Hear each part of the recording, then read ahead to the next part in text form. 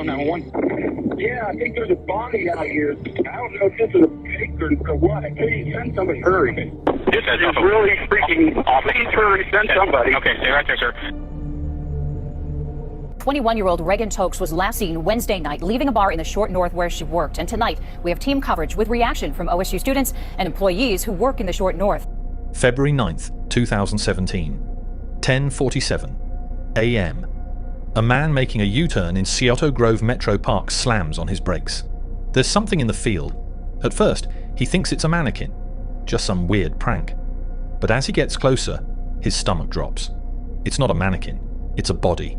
A woman, completely naked, except for a necklace. One arm positioned over her face, blood matted in her hair. Within minutes, Grove City Police are on scene. The medical examiner confirms what they already fear: 2 gunshot wounds to the head. Execution style, close range. Who is she? That's when they notice the tattoo and the necklace. Continuing to follow developing news after a young woman's body was found outside Scioto Grove Metro Park. Also, no official word quite yet as to who this body belongs to. Of course, once we learn that information, hopefully today, we will be sure to pass it on to you. It could have been a random act. It could have been somebody that this occurred someplace else and she was dumped here. A detective who lives nearby gets a sick feeling in his gut. He walks closer, looks at the victim's face, and his worst fear is confirmed. It's his neighbor's niece, Reagan Tokes, 21 years old, Ohio State senior, 3 months from graduation. And just like that, the race against time begins. Because somewhere in Columbus, a killer is walking free. February 8th, 2017, Wednesday night. Reagan Tokes finishes her shift at Bodega, a bar and restaurant in Columbus's trendy Short North district. She's a server there, working her way through her senior year at Ohio State. Psychology major, 4.5 GPA, the kind of student who picks out picture frames for her diploma before she's even graduated. At 9:45 p.m., she texts her dad, "Leaving work, I'll call you when I get to my car." That text? It's the last communication anyone ever has with Reagan. Her dad waits. No call. He texts back. No response. He calls. Straight to voicemail. By 2 a.m., her phone is dead. Her parents spend the entire night trying to reach her, getting more frantic with each unanswered call. The next morning, February 9th, Reagan doesn't show up to class. That's not like her. She's the type who emails professors if she's going to be 5 minutes late. Her roommates start making calls. So we had a employee leave work last night, and she has not been home. Her phone is off. Nobody can find her because she hasn't been home at all either. Her mom's been calling, looking for her. We can't find her car around work. Her parents file a missing person report. Social media explodes. Ohio State students are sharing her picture everywhere. Everyone's asking the same question: where is Reagan Tokes? Then at 10:47 a.m., they get their answer. The one no one wanted. Scioto Grove Metro Park, about 12 miles southwest of Ohio State's campus. It's a sprawling, wooded area, the kind of place that's peaceful during the day and terrifyingly isolated at night. Reagan's body is found near the entrance, partially hidden in a field. The scene tells a brutal story. 2 gunshot wounds to the head, fired at close range, so close that Reagan's DNA was found inside the barrel of the gun, completely naked. Her clothes, gone, taken by the killer, no signs of her car, her purse, her phone, nothing. The investigators know immediately what they're dealing with. This wasn't a random act of violence. This was calculated, controlled. The killer made her strip before executing her. This was about power. But here's where it gets interesting. There's something off about this crime scene. It's too clean, too organized. Almost like the killer was trying to destroy evidence. And that's when detectives start asking, what was he trying to hide? A missing persons case in Columbus is now a murder investigation. Police have confirmed the body found yesterday in a Grove City park is an OSU student. 21-year-old Reagan Tokes was last seen Wednesday night leaving a bar in the Short North where she worked. And tonight, we have team coverage with reaction from OSU students and employees who work in the Short North. The Columbus Police Missing Persons report says that according to a bodega employee, Tokes usually has a bartender walk her to her car, but didn't when she left Wednesday night. Thursday afternoon, Tokes' body was spotted by a motorist at Scioto Grove Metro Park in Grove City. Investigators are now trying to fill in the timeline and identify a suspect. Did she make it to her car? Niall Woodson says it would be potentially easy for something to go unseen on those streets behind Bodega. There's one light here on the block which, keeps this area bright, but the whole next block is very dark. It's very dark. There's not a street light for another block down. So did something happen here or somewhere else? Was her killer someone she knew or a total stranger? If investigators know the answers, they're not saying. Tokes' roommates did tell police she was recently depressed over a breakup with her ex-boyfriend, but they stated to their knowledge it was a mutual breakup. Reagan's death, people who work in the service industry in the Short North say they're worried about their own safety. NBC4's Olivia Fecto is live in the Short North tonight and spoke to some of those employees. Olivia. Mark, a longtime bartender at Martini's, which is another restaurant and bar here in the Short North, says that the people who work in the service industry here in the Short North are very close-knit. So, of course, they were devastated to hear the news that one of their own who worked here at Bodegas was missing and then was found dead. I talked to that woman earlier today, and she, again, is a bartender a long time. She says while she usually uses public transportation to get to her job, a lot of servers and bartenders who work around here do drive to work, and some of them have to drive and park far away from their workplaces. I mean, parking is an issue down there. And it's a safety issue because a lot of these places are not lit, where we're parking. A lot of these public parking areas are not full of lights, and so it can be a safety issue for us. She by no means deserved any amount of harm, sent her away. So yeah, anybody with information, please come forward because, we need to get justice for Reagan. One of those people that you meet and you don't forget. There's been a lot of hugs, a lot of crying. And it's sad, but this really puts in perspective how close we all really are with each other. She was a loving, awesome, amazing person. I know she was studying at OSU, and she had a great personality, super warm and welcoming. I'm like, this can't happen here. I haven't slept all night.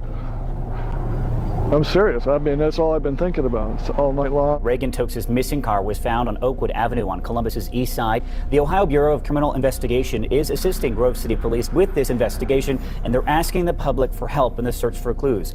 Anyone with information can call the Ohio BCI tip line.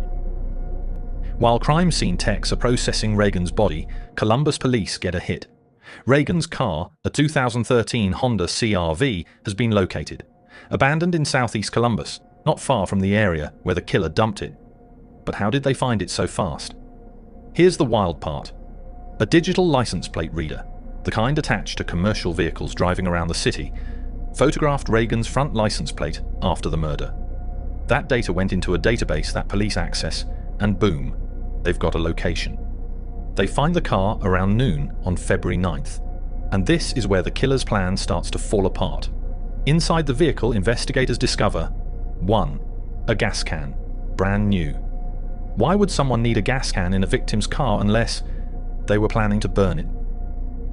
2 cigarette butts, one in the back seat, one on the ground next to the car. Now here's the thing about Reagan. According to every single person who knew her, she never smoked. Like, ever. She wouldn't even let people smoke in her car. Her roommates would later testify to this in court. Those cigarettes, they didn't belong to her, they belonged to the killer. 3. Her Kate Spade purse is missing, completely gone. Detectives immediately send the cigarette butts to the Ohio Bureau of Criminal Investigation, BCI, lab for DNA testing. This is a priority case. We're talking Ohio State student, potential serial predator on the loose, massive media coverage. BCI essentially shuts down their entire lab to fast-track this DNA test, and on Friday night, February 10th, about 48 hours after the murder, the forensic scientists make the call. They've got a match. The DNA from those cigarette butts matches a man named Brian Golsby, 29 years old, registered Tier 3 sex offender. And here's the kicker.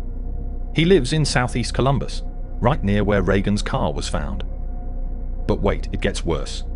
Golsby had been released from prison just 3 months earlier, November 2016. He'd served 6 years for a horrifyingly similar crime. In 2010, he put a knife to a pregnant woman, raped her in front of her 2-year-old child, forced her to withdraw money from an ATM, then robbed her apartment before leaving. Sound familiar? Forced ATM withdrawals. Sexual assault. It's his M.O. Residents are on high alert tonight after last night's latest armed robbery. This is the third attack in this neighborhood in 2 weeks. All of the victims are women.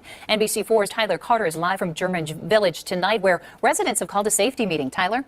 Yes, Ellie, since that last attack last night, the German Village Society called a meeting with Columbus Police, and residents is going on right now in their headquarters. They want to know exactly what is going on in this neighborhood, and residents I spoke with say they are not taking these attacks lightly. I heard someone yell help, and so I ran outside, and half of the neighbors were already out here. Last night, just before 10 o'clock, a woman who lives in this German Village neighborhood on Mohawk and Frankfurt Street was robbed by gunpoint and attacked. Columbus police say the woman was getting things out of the trunk of her car when a man walked up behind her and demanded she give him her purse. Oh, and one more detail that'll make your blood boil. At the time of Reagan's murder, Golsby was wearing a GPS ankle monitor. The system was supposedly tracking him. Spoiler alert, they weren't actually monitoring him in real time. They only checked the data after crimes were committed. On the morning of Saturday, February 11th, about 60 hours after Reagan was murdered, detectives execute a search warrant at Golsby's residence. They find him there and place him under arrest. Aggravated murder, aggravated kidnapping, aggravated robbery, rape. But here's where the investigation gets really interesting. Because Golsby, he's about to spin a story that'll have detectives questioning everything. Got on here real quick.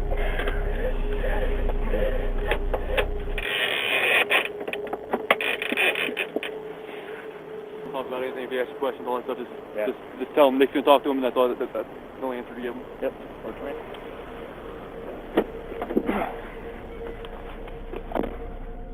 Inside the interrogation room, Golsby initially denies everything. Didn't know Reagan, never saw her, has no idea what they're talking about. Then detectives tell him, "We have your DNA in her car, on her body, from the rape kit. You're done." That's when Golsby's story changes. Okay, he admits. I was there, but I didn't kill her.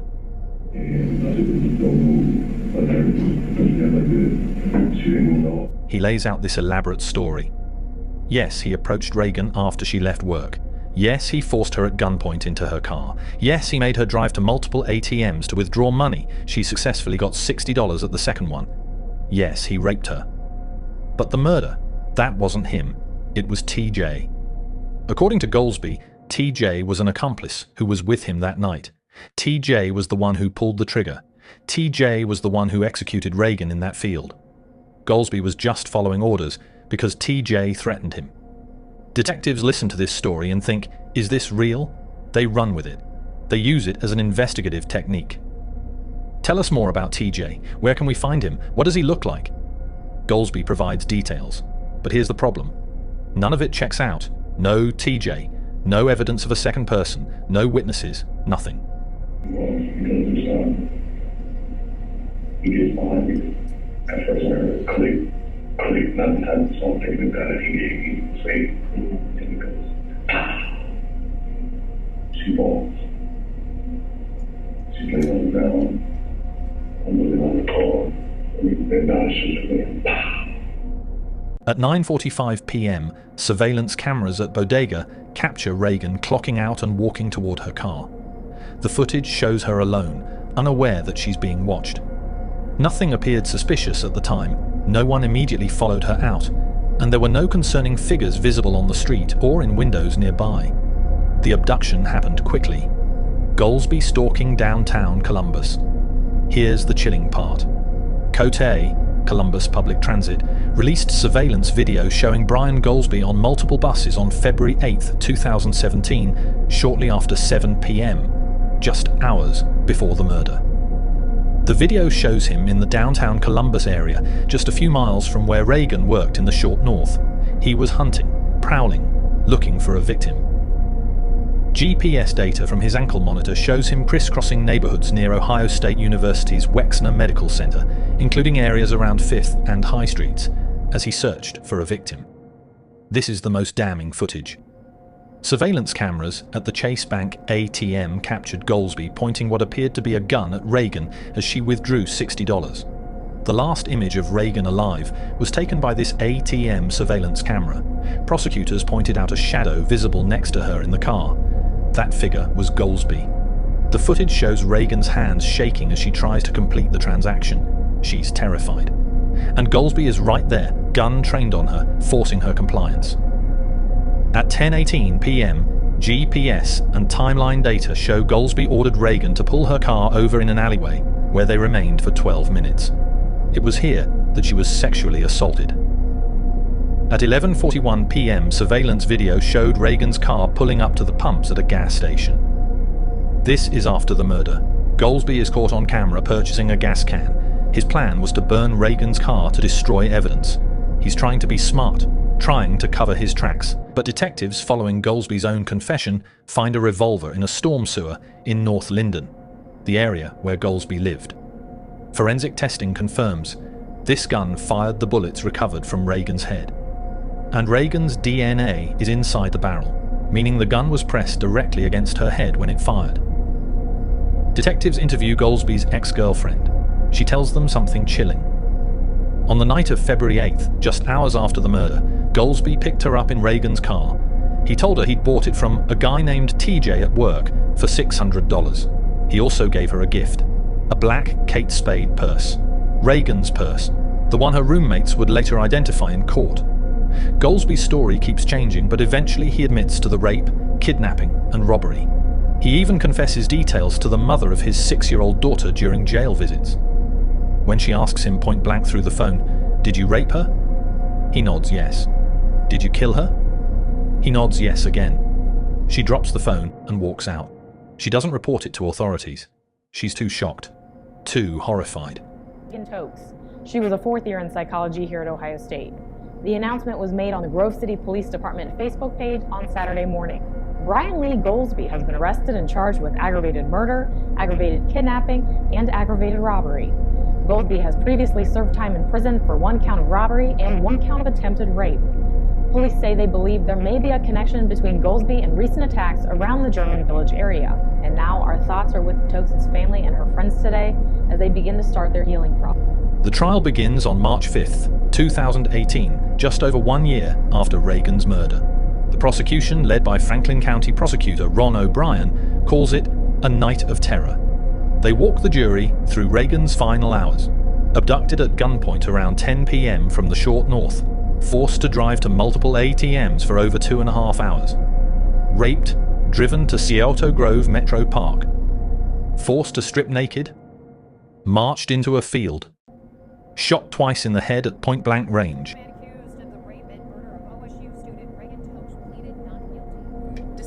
Just before midnight, Reagan Tokes was dead. Golsby's defense team, led by veteran attorney Diane Monash, doesn't dispute most of the facts. They can't. The evidence is overwhelming. Instead, they focus on his traumatic childhood, abusive alcoholic mother, absent father, sexual abuse at age 12, failures in the foster care and juvenile justice systems. Their argument, Brian Golsby is a broken product of a broken system. He deserves life in prison, not death. But there's one more twist Golsby pulls. On Friday, March 16th, during the sentencing phase, Golsby stands before the jury and makes a statement. It lasts about 40 seconds. Today, I would like to apologize to the Tokes family for the conduct committed against their daughter, friends, and family. When I first got locked up, I lied about everything, said it was TJ. There is no TJ. TJ is not real. I made TJ up because I was trying to wiggle my way out of the crime that I committed. The only other thing I have to say is please have mercy on me. There it is. TJ never existed. Golsby invented him as a last-ditch attempt to avoid responsibility. The jury deliberates for 5 hours on March 13th, 2018. Verdict: guilty on all 9 counts. Aggravated murder, kidnapping, rape, robbery, tampering with evidence. The conviction comes on what would have been Reagan's 23rd birthday. Now comes the big question. Should Brian Golsby get the death penalty? Prosecutors argue yes, absolutely. This was a kidnapping, rape, robbery, and execution. The aggravating factors far outweigh any mitigating circumstances. The defense argues no. Golsby's traumatic childhood, the abuse, the neglect, the sexual trauma, means he never had a fighting chance. They beg the jury, I am asking you on behalf of Brian not to kill him. Jurors deliberate for 7 hours over 2 days. They're sequestered in a downtown hotel. The discussions are emotional, intense. Here's what we know from jurors who spoke to the media after. The vote was 8-4. 8 jurors wanted death. 4 did not. But in Ohio, death penalty decisions must be unanimous. The 4 holdouts, convinced by Golsby's troubled past, refused to budge. On March 21, 2018, the jury returns with their recommendation: life in prison without the possibility of parole. Judge Mark Serrett accepts the recommendation. He sentences Golsby to life without parole, but not before delivering some pointed words. "You asked for mercy, sir, and you showed none. It's ironic to me that you stood before the jury and asked them for mercy but showed none when she asked for it. Had the GPS monitoring system been monitoring you, this may never have happened." Reagan's mother, Lisa McCrary Tokes, gives a tearful statement. "Regardless of the outcome of today's verdict, it doesn't bring our daughter back. It doesn't erase the night of terror that Reagan had to endure. It doesn't erase the graphic details and images that are forever burned into our minds. Most importantly, it doesn't change that she wasn't granted her last wish. And to quote our daughter, her last words, 'I just want to live.'" Brian Golsby will die in prison, but for the Tokes family, no sentence could ever be enough. Reagan's parents, Lisa and Toby Tokes, channel their grief into action. They team up with Ohio lawmakers to push for sweeping criminal justice reform. The result? Senate Bill 201, the Reagan Tokes Law. Here's what it changed. For serious felonies, first and second degree, judges now impose both a minimum and maximum sentence. The maximum can be up to 50% more than the minimum. Inmates are presumed to be released at the minimum, but the Department of Rehabilitation and Correction can extend their time based on behavior in prison. Bad behavior equals longer sentence. The law tightens monitoring requirements for newly released inmates, restricting where they can go and ensuring real-time tracking, not just retroactive data review. The law faced constitutional challenges. Critics argued it gave too much power to prison officials and violated due process. But in July 2023, the Ohio Supreme Court upheld the law in a 5-2 decision. Since 2019, more than 14,500 people have been sentenced under the Reagan Tokes Law. On June 5, 2019, a memorial called Tranquility Garden was unveiled at the exact spot in Scioto Grove Metro Park where Reagan's body was discovered. From an aerial view, it's designed to look like an angel taking flight. It features swings, a pond, plants, and quiet spaces for reflection. Ohio State awarded Reagan her psychology degree posthumously in May 2017. The Reagan Delaney Tokes Foundation established a scholarship in her name to help other students achieve their college dreams, just like Reagan did. Here's what keeps me up at night about this case. In the months leading up to Reagan's murder, there was a string of violent robberies in Columbus's German village area. Same MO. Guy with a gun, forcing people to withdraw money from ATMs. Golsby was connected to at least 6 of these robberies, all committed while he was supposedly being monitored by his GPS ankle bracelet. How many other people did Golsby terrorize before he murdered Reagan? Golsby had 52 institutional violations across 5 different prisons during his previous incarceration. 52. That's not a red flag. That's a massive alarm system blaring at full volume. Yet he was released on a definite sentence with minimal supervision. Today I would like to apologize to the Tokes family for the conduct committed against your daughter, friend, and family. When I first got locked up, I lied on everything. Said it was TJ. There is no TJ. TJ's not real. I made TJ up. I was trying to whip my way out of the crime. And I committed. But the only other thing I have to say is, please have mercy on me. That's all I have to say. All right. You can have a seat. Thank you. The judge at sentencing said it best. Had he been monitored, this may never have happened. What if Golsby's ankle monitor had been actively tracked instead of passively logged? What if authorities had arrested him after the first robbery? What if he'd been sentenced under an indefinite sentencing structure the first time? Reagan Tokes might be alive today. She'd be 29 years old, maybe working as a therapist, maybe married, maybe starting a family, Instead, she's a name on a law, a memorial in a park, a scholarship fund, and a reminder that sometimes the system fails when it matters most. This case isn't just about one murder, it's about all the warning signs that were ignored.